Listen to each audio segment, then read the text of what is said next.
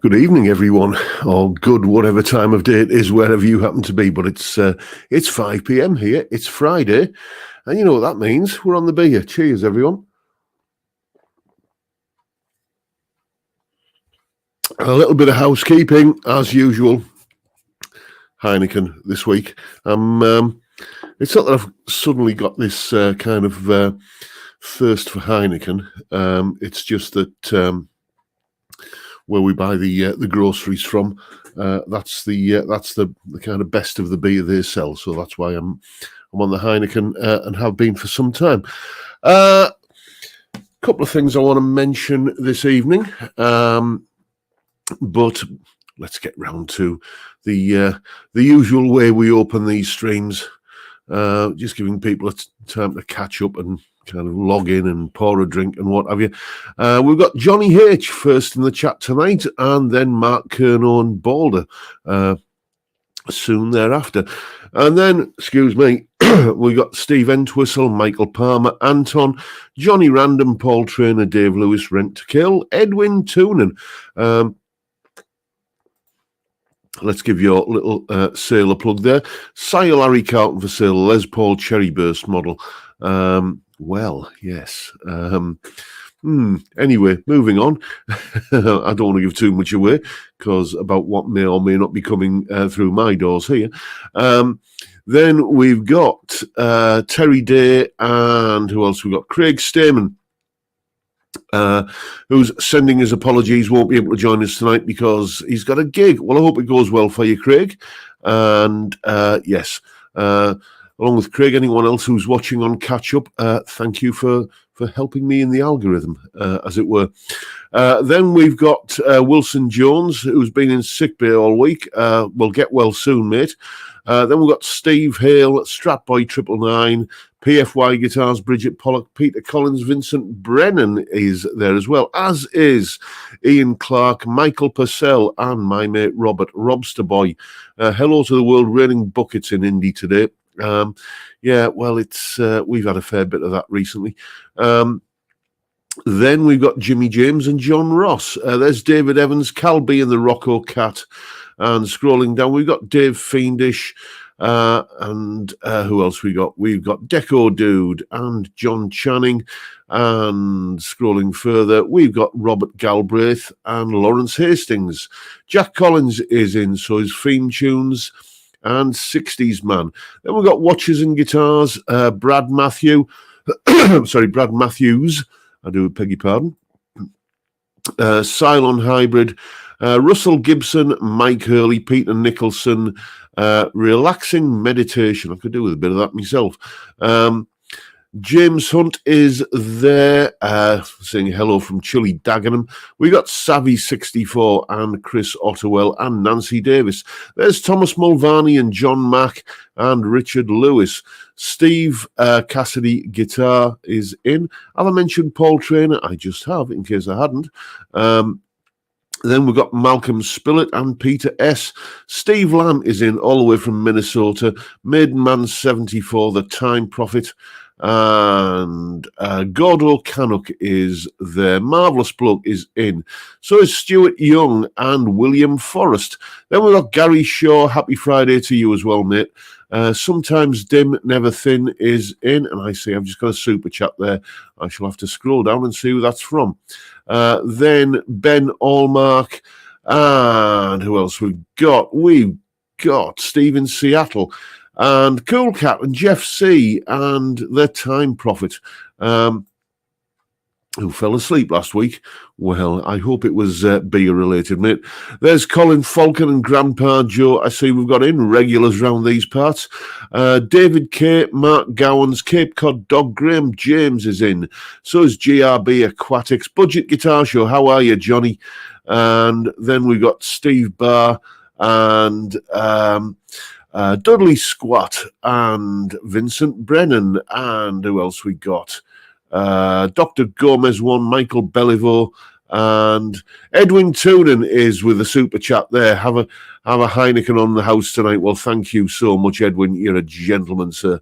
Balder's drinking alcohol-free beer tonight. Horrid stuff. Heading out to Seymour for dinner and jazz later, so driving.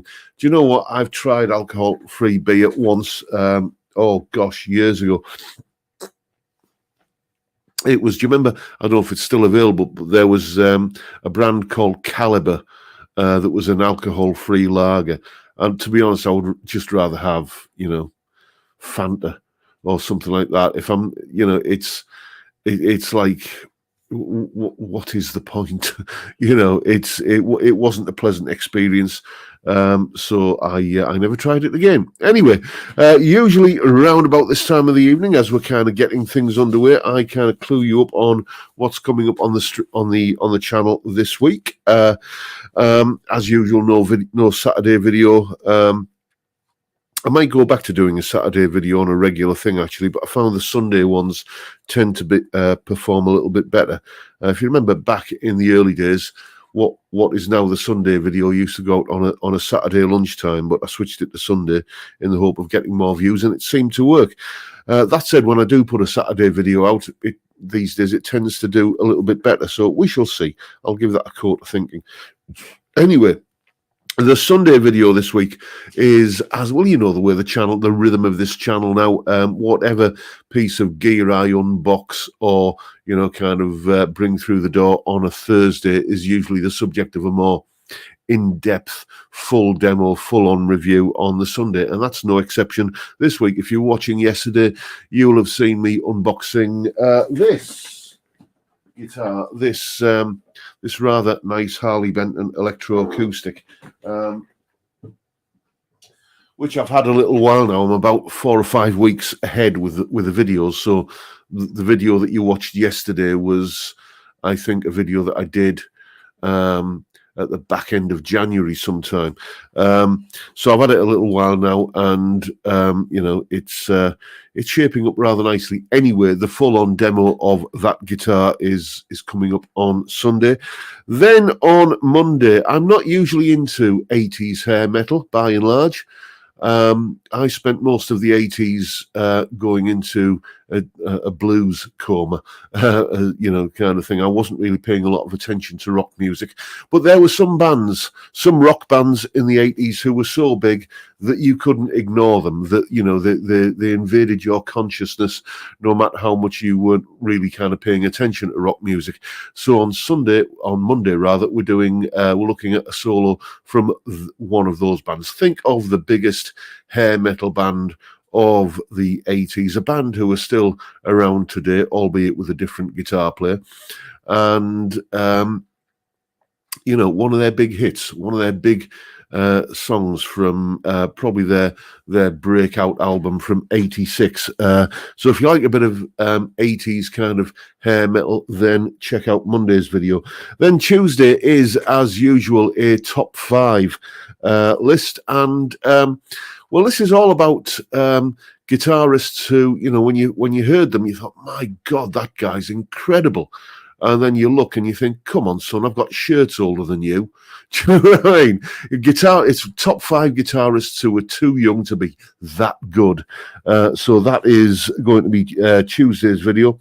Then Wednesday is, as usual, a viewer's question video. And basically it's all about minor keys. It is a bit of a theory-related video, and those usually get, whenever I do anything where there's a whiff of music theory or jazz about it, then I can usually cut my viewing figures by about 2/3. But I enjoy making the videos, and those are the kind of videos that get the phone ringing or the email pinging for people inquiring about lessons. So that's what Wednesday's video is. It's all about the wonderful world of minor keys. And then you've seen me I've let the cat out of the bag about this once or twice before on the live stream. Not Guns N' Roses theme tunes. It's Bon Jovi. We're doing Dead or Alive, the solo from that on Monday. then yeah, I've let the Thursday's video is another kind of first impressions, going through, like, kind of what I think of a new piece of kit, and it is the new amp that I've been using ever since the Marshall died.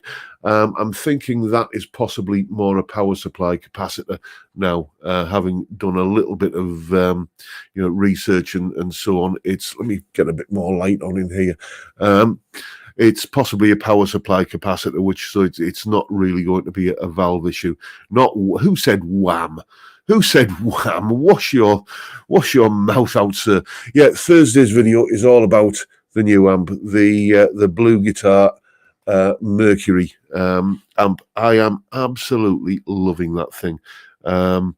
At some point, I'm probably going to get myself a decent 2B12 cab and kind of hear what it sounds like, through with mic'd up properly rather than just using the IR sort of recording output. That sounds absolutely excellent.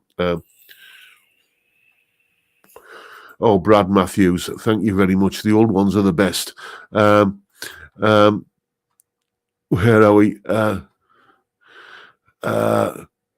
I see there's a debate going on there about whether or not Megadeth are hair metal. I certainly wouldn't call them hair metal. They were one of the big four thrash bands. Are one of the big four thrash bands. Yeah, a lot of people have got Bon Jovi, Def Leppard. I have done Def Leppard, but I don't know. I just never ever really liked Def Leppard, if I'm honest.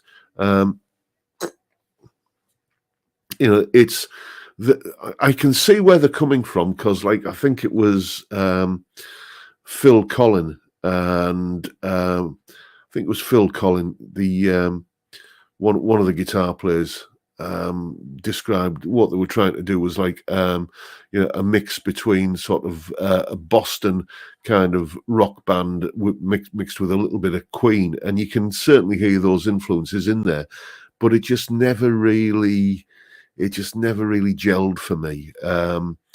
Ultimate respect to them as players and as musicians, because Phil Collin especially is one mean guitar player. But it's just, I don't know, just that it was just all a little bit too kind of sugary and commercial for my tastes, Def Leppard. When we come to that sort of, are these guys an 80s band? Because I think they were around in the 80s, but they didn't really kind of emerge until, I think it was about 1990. I mean, my favourite band I still consider them a bit of a hair metal band, are Thunder. But they're a little bit more grunty and hard rocking. And that first Thunder album, Backstreet Symphony, what an album that is!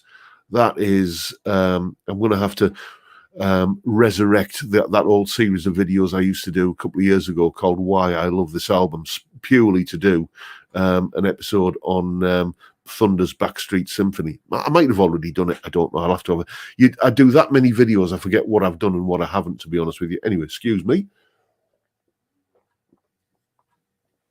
Now then, I meant to mention this last week, but something made me forget. This much vaunted kind of party conference get together. So far, we're just into double figures for people who are interested in making it happen. And if we can get that kind of into the high teens or low 20s, for basically what it would involve is going out on the town in red car with me, and on meeting up and going for a curry and just basically having a bit too much to drink and making merry. So I understand it's a long way to trek for a lot of you, well, for most of you. So I don't want to labour the point too much, but Balder there in the chat, he's well up for it, and he's sort of rallying the troops, as it were.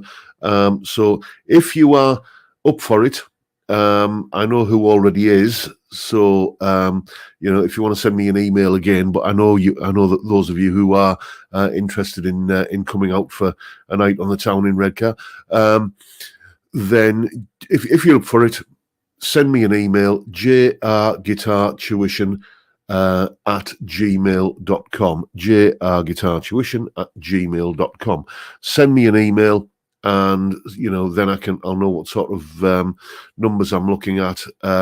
Unfortunately, this is just a small little end terraced house, so I can't really offer accommodation to anyone, but there are a plethora of very, very reasonably priced bed and breakfasts in town, because there's a big sort of contractor presence here, and there's lots of lots of places to kind of lay your weary head for the night after an invigorating libation or 12. So if you're up for it, as I say, let me know, and I will, we'll make it happen. Dates are all sort of, flexible and everything at the moment. I want to pick a date where as many people as possible are as available as possible, and let's see if we can make it happen. I will not be offended if Redcar is too far for you to travel, but it would be great if it could be something we could look into. And what I will do is I'll put a sizable chunk of money behind the bar. In lieu of, I can't offer you all, as I say, a berth for the night, but I'll put a chunk of money behind the bar so you can all have at least a couple of rounds on me for your time and trouble, and just a little way of saying thank you. So if you're up for it, as I say, you know the email address. Give me a shout, and we'll make it happen. And in other news, Ian Clark saying, alcohol lightweight here, should I risk it? Yeah, let's go and have a look at the chat before I kind of blether on about the next thing I'm going to blether on about. Michael Beliveau saying, send me a plane ticket. Malcolm Spiller, I wish we didn't live so far away in Suffolk. Time Prophet doesn't eat curry. Oh, are you that guy when all of the guys, when everyone goes out for for a curry, you're the one person who orders, chicken and chips. Yes. No, I love a curry. We're having curry tonight, actually. Just before Christmas, I did a big batch cook of my own homemade curry and froze it all. And this week, one evening, I was scrabbling around in the freezer thinking what we're going to have for our evening meal. And I found the last straggler, the last batch of that pre-Christmas curry. So that's what we're having tonight. Fish and chips for you, Time. I do like fish and chips. Got an excellent fish and chip shop around the corner from us.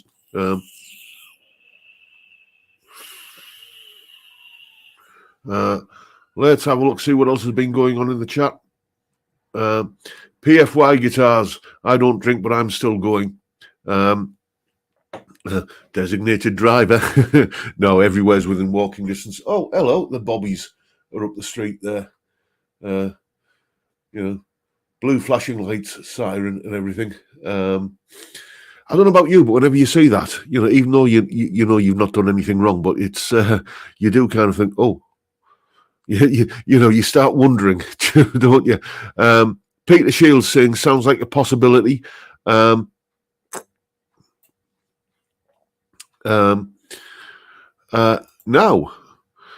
we make it a John Robson Channel Fans fundraising event. Of course, you were also invited. Okay. I'm not sure of the logistics of that, Edwin, but maybe we can have a little conflab via email. Let's have a look. What else we got in the chat? Jay Aoyong is saying, sadly, I'm halfway around the world. I see what you mean, Theory Wave Nights. Google image search Megadeth 80s lineup. Looking back, there's not much in it visually between them and hair metal. I bet Kurt Cobain bracketed them all together.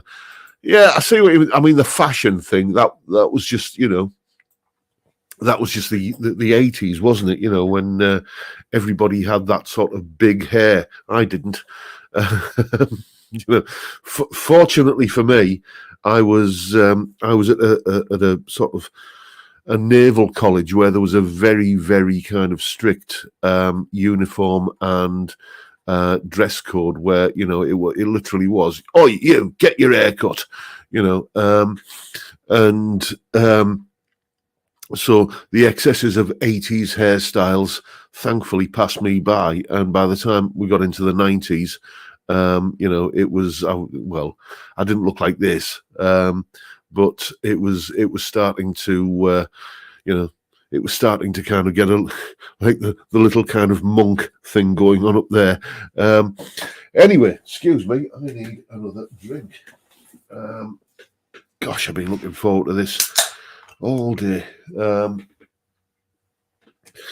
I've had a day of soldering, and even though, as I say, I went to college to learn how to be a merchant navy radio officer, that was my my official higher education. You know, I think I still have. I don't think it's lapsed. A BTEC HND in electronics and telecommunication engineering, and a Department of Transport radar maintenance certificate. Not that I've used either of those in years, but anyway, soldering used to be, you know, sort of an everyday thing for me, but I hate doing it now. I absolutely hate soldering. It's the one thing that makes me kind of think about, you know, kind of solderless pickups. Maybe I should, you know. Anyway, I have something else to tell you. If I just lean that way a little bit, you can see the Sire Larry Carlton S7 on the wall there. Now, let me tell you the story about that guitar. In 2021, I think it was, I bought a Fender Player Series Strat and was impressed, but not impressed with it. Impressed with it in the fact that it was everything that you could possibly want from a Stratocaster, but it just confirmed that I wasn't really into Stratocasters anymore. I used to be a real Strat hound. By the way, I don't know what's up with my beer pouring tonight, but this is the anti-flake. And then, if you remember, I did a little bit of a poll where it was, which one of these HSS Strats should I buy? And the overwhelming winner of that poll was the Larry Carlton S7. So I bought it, and the minute I took it out of the box, I absolutely loved it. It kind of, for a while, got me back into playing Strats again for that sort of that period when your new guitar, your new toy is your favourite thing. I'm thinking, yeah, I'm really getting back into Strats now. But ask yourself this: it's a fantastic guitar. It really is, if you like Strats. But ask yourself this: how often do you see me playing it these days? How often do you see that guitar being used in a video? I'm just not playing it. It's not earning its keep. The reason I hang on to it is because it is a fantastic guitar. It's a beautiful, beautiful guitar. All of the hype that you've heard about these Sire Larry Carlton guitars, believe it. The necks on them feel like, I mean, I think I paid $429 for that. I think about maybe £100 more than that a couple of years on. No, but they are absolutely gobsmackingly good guitars. But it's a Strat style guitar, and I'm just not really playing Strats these days. So I've got to ask myself, do I need to hang on to it? Shall I keep it? Or shall I move it on and use the money to fund another guitar that will come in here and get made YouTube videos made about it and earn me some revenue? And, you know, but then again, I think, well, you know, but there's always going to be a time when I'll need a Strat. And am I going to get a better one than that guitar? And, you know, certainly, you know, that is a better guitar than the Fender Player Series. I would say it's probably a better guitar than the Fender Player Plus series because it's higher spec, and you know it's a fantastic Strat. I just keep coming back to the fact that I'm not really into Strats these days, and if I am, well, another guitar that you can't really see at the moment because of these boxes that are back here is I've got a Nashville Telecaster there. Yes, Steve, the S7 does split in position too. So when I want that kind of quacky, out of phase kind of position 2, position 4 kind of sound that a Strat gives you, that only Strats give you, then I've got that Nashville Telecaster that will do that beautifully well. I mean, that is I should really start playing that guitar a lot more. And then if I just want something that's a generic kind of, Fendery single coil tone that will sit in a mix in the same way as a Strat, well, this guitar does this with a plum. So I'm torn. I really am. I don't know whether to keep that S7 because I will never, I think, unless I spend, well into 4 figures, I will never get a better Strat style guitar than that. But is it something I'm going to use? I don't know. This is what I'm asking you your advice. Does it stay or does it go? I'm not saying that I will abide by the overwhelming opinion because it's that would be democracy, and it's at the end of the day it's something I will take under advisement, but I don't know whether to keep the guitar or not. So just run a poll, keep or sell. I might just do that.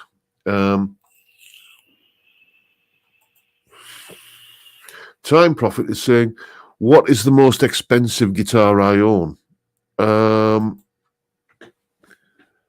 Most expensive guitar I own? Well, probably Blondie. Let's go and grab Blondie.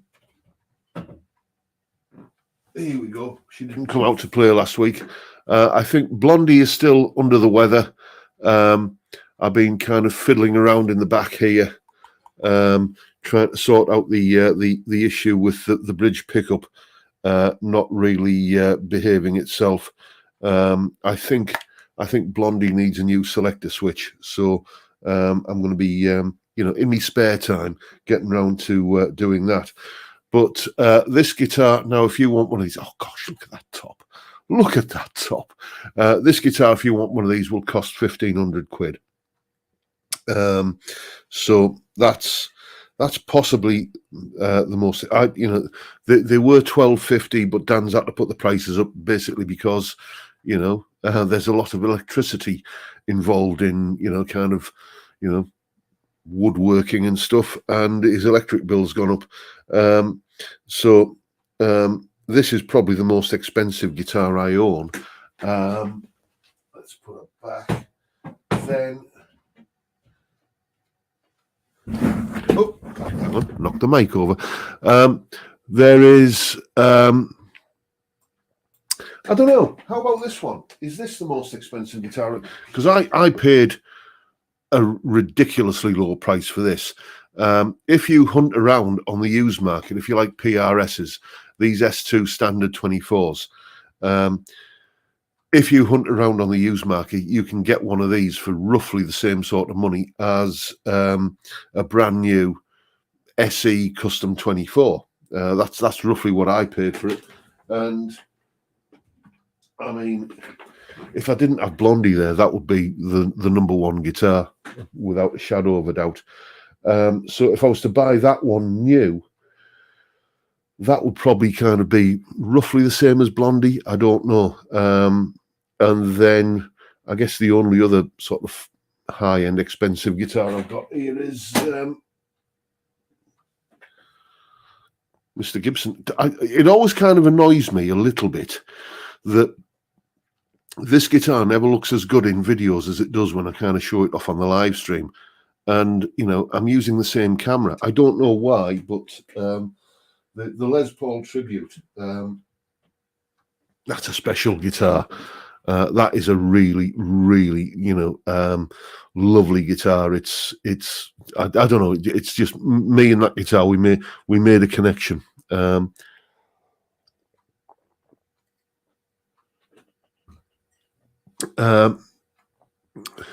Ian Clark saying, so you've not ordered an Eastman yet? No, I haven't, mate. I haven't. I've been browsing, but well, not to put too fine a point on it, the money that would have paid for a large chunk of the new Eastman had to be spent on a new television.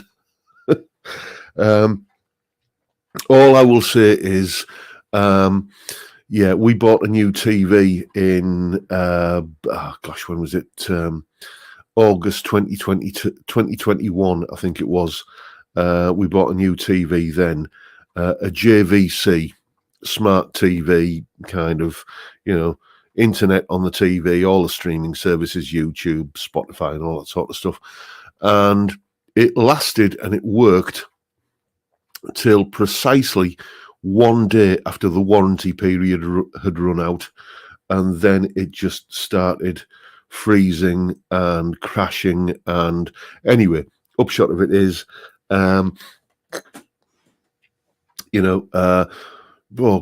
2 or 3 weeks ago, we had to buy a new TV, and we thought we won't just buy, kind of an entry-level smart TV, because, I mean, my missus, she sits downstairs in the living room and she makes jewellery that she sells on local craft fairs and makers markets and stuff like that. That's where she's been today.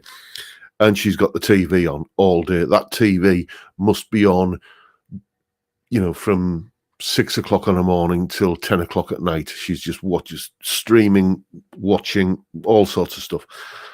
It's her, it's her best friend, basically.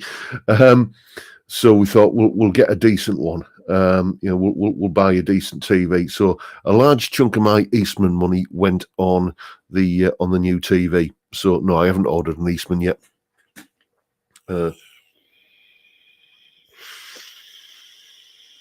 Let's have a look. Paul Mitchell is saying, like that friend you should phone but never do, bin the Strat.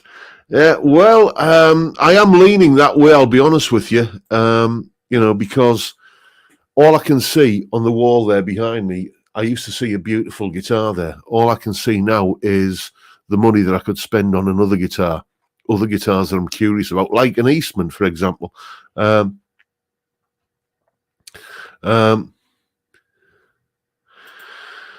Sell all the tellies and get a Fender custom shop Strat with telly pickups. Then you'd have a better looking guitar with a telly sound. Win-win situation. Yeah. Any chance of seeing Dougal anytime soon? Says Dave Lewis. He's in his bed at the moment. We've got like his own little kind of crate downstairs that is actually. Cost us a bloody fortune.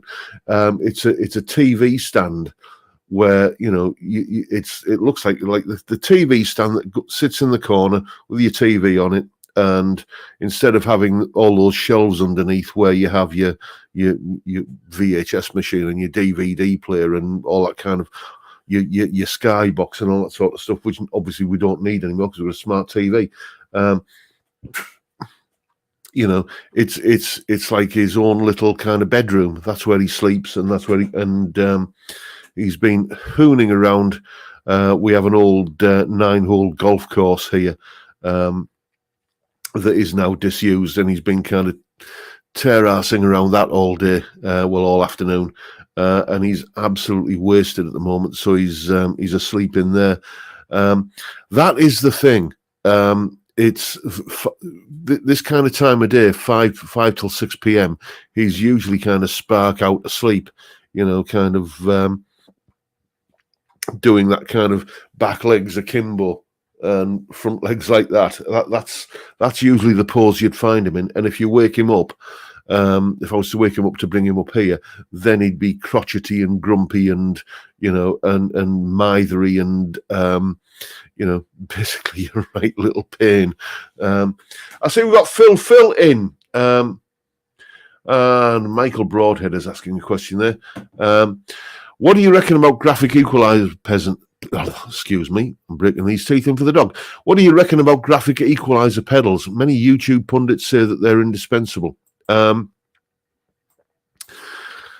Yeah, I've used one in the past. I wouldn't say it's indispensable, but it's one of those things. It's a bit like a compressor um, pedal. It's like you don't realize how much you needed one until you get one. Um, what I used to use it for in the past when I was gigging was as a clean boost. Um, and what you can do with a graphic EQ pedal is you can turn a regular 2-channel amp. I think this is when I was using a JCM 900 twin channel amp at some point in the 91, 92ish. And that's when I had when I was gigging with a graphic EQ pedal. And essentially, if you set it to kind of to boost kind of certain frequencies, or basically all the frequencies, which I just used to kind of, the sliders, I just used to kind of go like that and rack them all up. And it, whatever channel you're on, your clean channel or your overdrive channel, you had an extra boost that you could do from there. It was a little bit of a Neanderthal way of doing it, but it worked for me. So essentially my 2-channel amp had a foot switchable boost on both channels, which meant it was effectively a 4-channel amp. They are useful. Indispensable, well, I don't have one now, and I seem to do okay. But they are useful. So, I mean, the Behringer one is about 20 quid. It's not worth not having. There's an idea for a video. Balder's saying, I like the look of that Richie Kotzen Telecaster. Watch this space, mate. Watch this space. There is a guitar turning up here at some point, as soon as it's built, by a chap who you often see in the chat, that isn't a Richie Kotzen Telecaster, but it's not a million miles away. Let's put it that way. And I'm looking at a guitar now that I'm not going to show you, although Mr. Toonan knows which guitar this is. That is of a Richie Kotzen kind of variety. I just like Telecasters. Can you tell?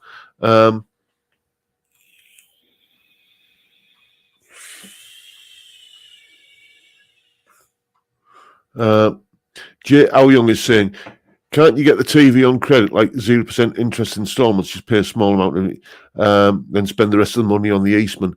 Could have done, but I come from a generation of people that, I mean, a bit of advice that my dad gave to me.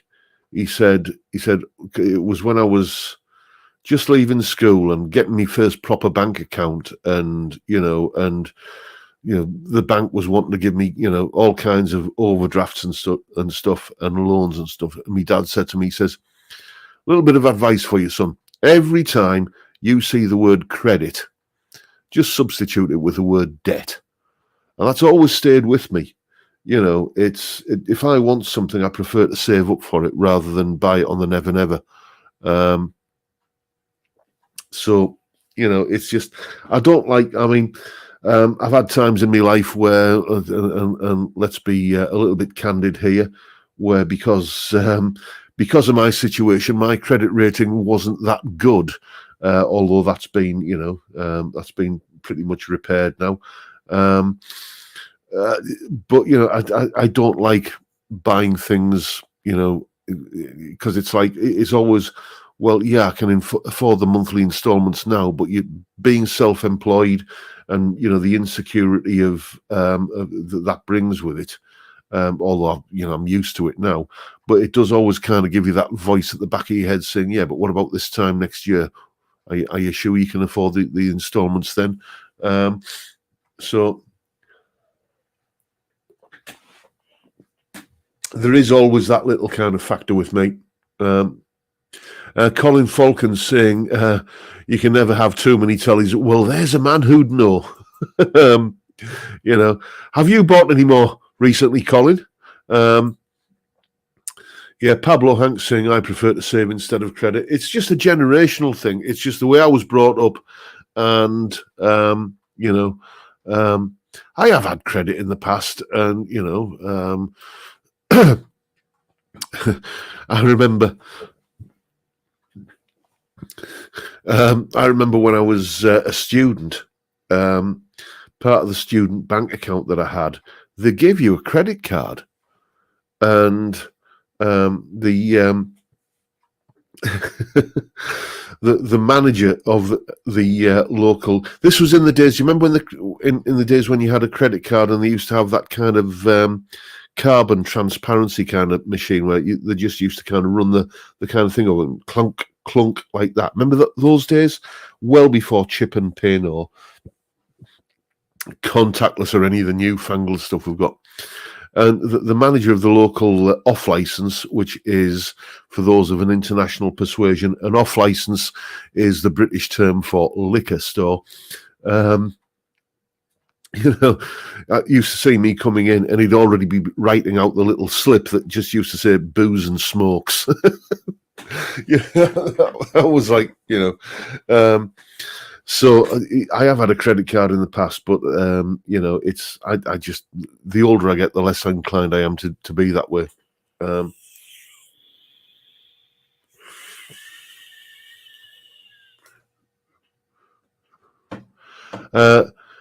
Do PayPal offer the chance of paying in 3 installments in the UK?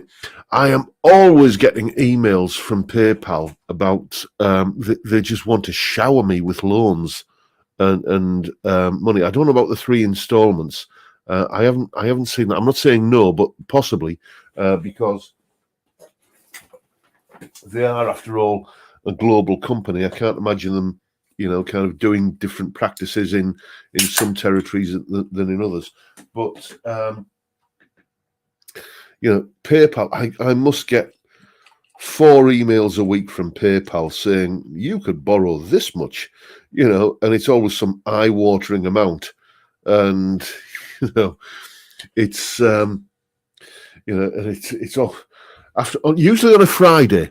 Usually on a Friday, as I'm sat there about 10 p.m. after several more of these, I've always kind of thought, should I, looking at,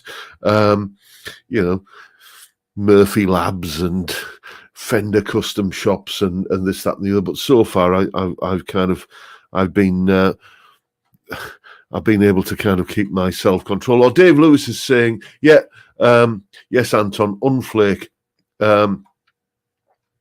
Yeah, Dave Lewis is saying, yes, PayPal do offer three payments options. I hadn't noticed that, but thank you for clearing that up.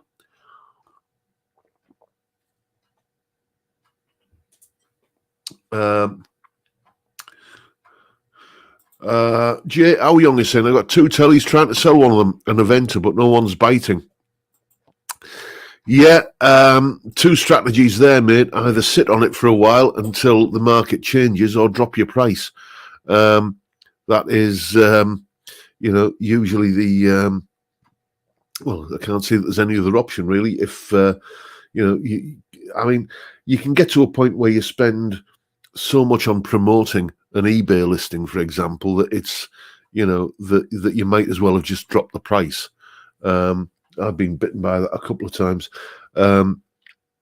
Because when you list something on eBay, I should really start selling on Reverb. I have got an account there, but it was like I remember it being a massive faff around to verify the account and everything. But, so I'll stick with eBay because I've got a good reputation on there. 100% positive feedback, by the way. And it's the devil I know. Do you know what I mean? We shall see. Anyway, yes, what else was I going to say? I have, here we go. Here it is.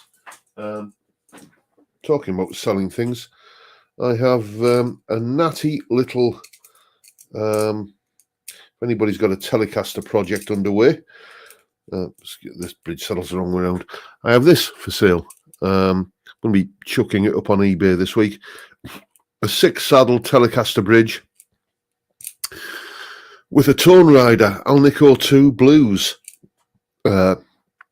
pickup in it. If anybody's got a Telecaster project that would benefit from that, the email address, jrguitartuition@gmail.com. Give me a shout, and we can discuss things. And if we can handle it, just between gentlemen, that without involving eBay seller fees or anything like that, then maybe we can come to an arrangement that is mutually beneficial. As you can see there, you can see Tone Rider on the back there. It is the genuine article. This is it's the result of a little bit of modding I've been doing today on one of my guitars that you have yet to see. A guitar which now features a different kind of bridge and a different kind of pickup. So that is up for grabs if anybody's interested. What is your eBay name, John? Yeah, my eBay name is Guitar Johnny. Yes, indeed. That's an eBay name that I picked back in 2001 at some point. It was sort of a nickname that I had when I was at college, Guitar Johnny. And it was a mate of mine actually bought me guitarjohnny.com as a domain. I think bought me that as a wedding present back in the day. So that was an old online username that I used to use for many things, and the eBay thing has just kind of stuck. So Geetar, Geetar Johnny is my eBay handle. If ever you're looking for anything I might be selling.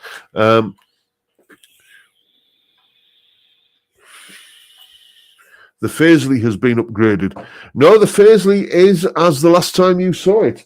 The Faisley still has the Tone Rider Alnico 2 Blues pickups in it. Basically, what it is, I've acquired another guitar that also had Tone Rider Alnico 2 Blues pickups in it, and I thought, well, it's a bit kind of pointless having two guitars with the same kind of pickups in. And if you look on the back wall there, you can see the Frankenstein Telecaster, the guitar that you will have seen in many of my earlier videos. And that guitar used to, it doesn't anymore, but that guitar used to sport a particular type of pickup in the bridge position. And I just got a bit nostalgic for it, to be honest with you. So another guitar, Telecaster style guitar, has come my way, and I thought, let's put the pickup that used to be in that guitar into the new guitar.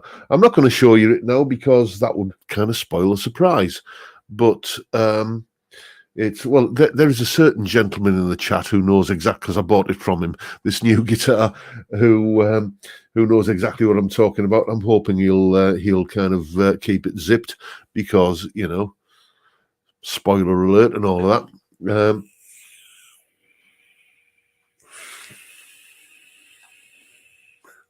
Stuart Young is saying, if Geordie say Howie and Mackham say Howie, yeah, subtle difference there. Do folks from Redcar have an equivalent? That is, you've got to really be from the northeast of England to get that reference. I don't know, to be honest with you. I hear people using both of those expressions, "Away, lad," down here. I even say it on one of my, it's probably the only vocal part of mine that you've ever heard, on my unboxing video. No, I don't. It's way high. Isn't it? I said, ignore what I'm saying. The bee is getting to me. But I don't know, mate.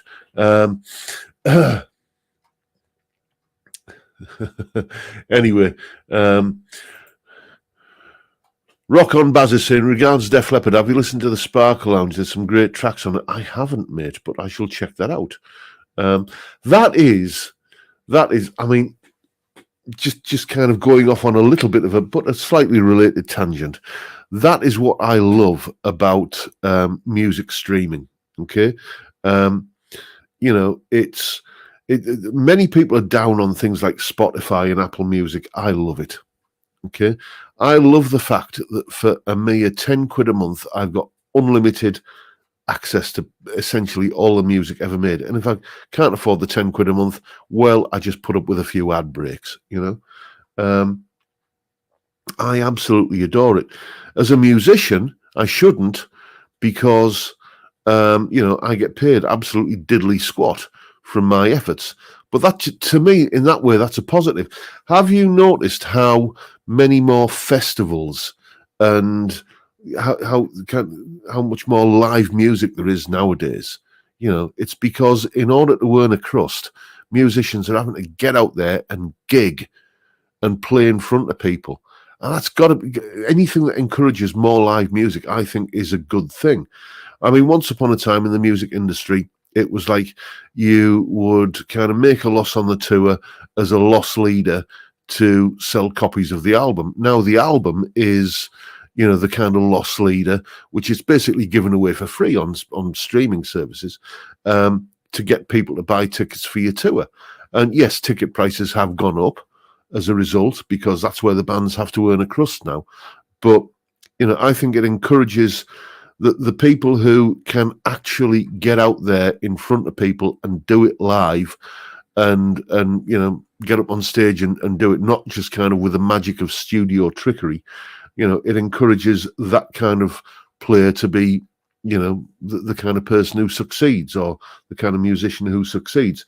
So where I'm going with this is that Sparkle Lounge Def Leppard thing. I don't have to go out and buy an album. I can just go onto Spotify and say, oh, somebody recommended this, I'll go and check it out. And I absolutely love that. All of the vinyl kind of snobs and, people say, kind of vinyl. I lived through the misery of vinyl the first time round in the 70s and 80s, having to blue tack a coin onto the top of the needle so it didn't kind of jump out of the groove. And every time you're listening to your favorite album, you're wearing it out. No, sorry. I love the fact that, I can just listen to whatever music I want, whenever I want, wherever I want, and it's just all there at me. And it doesn't, for me, it doesn't make it any less precious. It doesn't make it any less magical. It's this whole kind of thing of, you take the album out of the sleeve and then you take it out of the inner sleeve and then you place it on the turntable. All this kind of ritualistic kind of stuff that some people get hung up on. For me, they're the kind of kids who, when they got, a toy for Christmas, they'd probably spend as much time playing with the box it came in. It's because that's just packaging. I absolutely adore the fact that music is so accessible now, and it doesn't make it any less special. Yes, I miss the days when I used to sit on the bus on the way home reading the album sleeve and all of that and everything, and those are happy memories for me, but I wouldn't want to go back to that.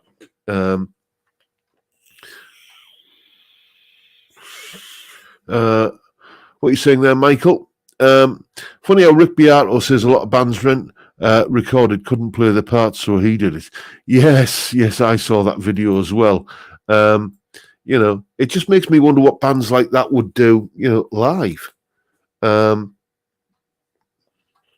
It's one of the. I suppose there is somebody who can enlighten us, but I just can't square. If you can't do it in the studio with all of the technology and kind of second chances that the studio gives you, what are you going to do when you've got one shot at it, at playing it live? I guess mime is the obvious answer.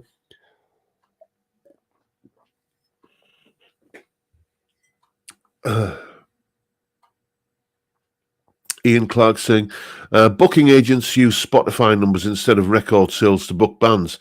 Hence, Dave Simpson won't be playing any festivals. You have to play the game. Fair enough. Yeah, but Dave does all right for himself, doesn't he? I mean, this is it. It's when I first, kind of thought about when I first turned professional, as it were, as a musician in 1991. Up until then, I'd been an electronics technician who played guitar in bands on a weekend, and it was an engaging hobby. And then I got laid off from my job as a lab rat, basically, and had to make a living out of music. And for a while, I had this dream that, like, I'll kind of. I never wanted to be a rock star. I always thought I want to be a session musician. That was always the big thing for me. But kind of playing in kind of covers bands and the odd originals band and playing in blues bands for fun. I soon realised that it was the tuition side of things that was going to basically help me pay the rent and later the mortgage. I never dreamed in 1991 that, like, 30 odd years later, I'll be sat here on a Friday night kind of talking drunken nonsense to you chaps. But it's the way things have panned out, and I make a living at it. And doing this YouTube thing and lessons and the Patreon thing, it pays the bills every month. It's not a career path that you could map out. But I make a living from music, and there are an infinite number of ways that if you've got talent as a musician, or if you've got the drive to do it, that you can do the same. It doesn't have to be the same way I've done it, but it's not like because music is given away free now on streaming services that you're stymied as a musician. You can't make a living, because you can, because I'm doing it, and that there is the proof. David Evans is saying, John, we in Seed can play live no problem, but would just soul destroy and get ignored while putting your heart and soul into the performance. Yeah, I mean, one of my top 5 videos that's coming up it's going to be probably in May at some point. That's how far ahead I'm planning videos at the moment. Is going to be about, like, the 5 best and the 5 worst gigs I've ever played. And I did this story ages ago on one of my earlier videos, like back from about 2017 or thereabouts. There was one video where we played one gig rather that I mentioned in that video, where we played the entire second half of the show to a dog that was asleep. That's. But you just see the humour in such situations, and you just treat it as, like, a paid rehearsal, basically, because you're still getting paid, and the trick seems to be, as I recall, because it's 10 years since I've done any gigs. I'm not planning to. I've ticked that box. I've done that. I've kind of worn that shirt. Not saying never, but at some point, we'll see. But it's not something I've got any plans for at the moment. But the trick back then was to, just try and find one person in the audience that was kind of enjoying what you're doing, and play the entire gig to them. And if there isn't one person in the audience that's enjoying what you're doing, just play the gig for yourselves. Just kind of get into it and strut your funky stuff for your own pleasure.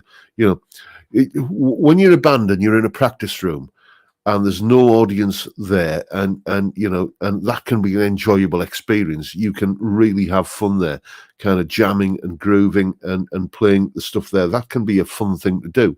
So if you're at a gig if you're playing a gig where the audience are just basically ignoring you, just treat it as a rehearsal and get off on it that way. Dave Lewis is saying, you're well good enough to be an excellent session guitarist. Well, thank you, Dave. It would have been something I would have liked to do, but my life took a different path. And as I've said before, I sit here in front of a webcam talking about guitars all day, every day. And at the end of the month, all the bills are paid as a result. I ain't complaining. That's something I feel like, why would you complain about that? And I get to be at home every night with the missus. I get to walk the dog every morning on the beach or the old golf course or whatever. You know, I've got, you know, I'm sat here now because this is a monetized live stream. I'm sat here now earning some money towards, you know, the monthly bills. I'm wearing me carpet slippers and I'm drinking beer. I mean, come on, who's going to complain about that? Gordo Canuck was saying, as a session player, wouldn't you have to live in London? Probably, mate. Yeah, that was when I first started. Maybe not so much now, where you can kind of, you know, email your parts in, I suppose. But, you know, I didn't want to relocate back in the early 90s. The reasons for that were personal. My father had just died, and I didn't want to kind of be deserting family and stuff. So that was a factor. But you know, I am where I am, and I'm at where I'm at, and I'm quite happy with it. Anyway, chaps, 59 minutes and 59 seconds. That was a few seconds ago. It's taken me to say that. Essentially, we're over the hour. So I've got a curry to go and kind of heat up, and some rice to kind of get on the go and what have you. So we're going to wrap things up there, and I'll look forward to this wonderful discussion again next week. It's been a blast, as always. I never have a clue what I'm going to talk about when I click go live at 5 o'clock on a Friday, and somehow or other I always seem to muddle through, and it's all thanks to you chaps who keep me going. As Keith Taylor on 5 What World says, you chaps are the channel, I just make the videos, and never was a truer word said. Thank you all once again for turning up and watching a fat, bald northern lad talk nonsense for an hour, and I'll keep on doing it till you're sick of me. But for now, time, gentlemen, please.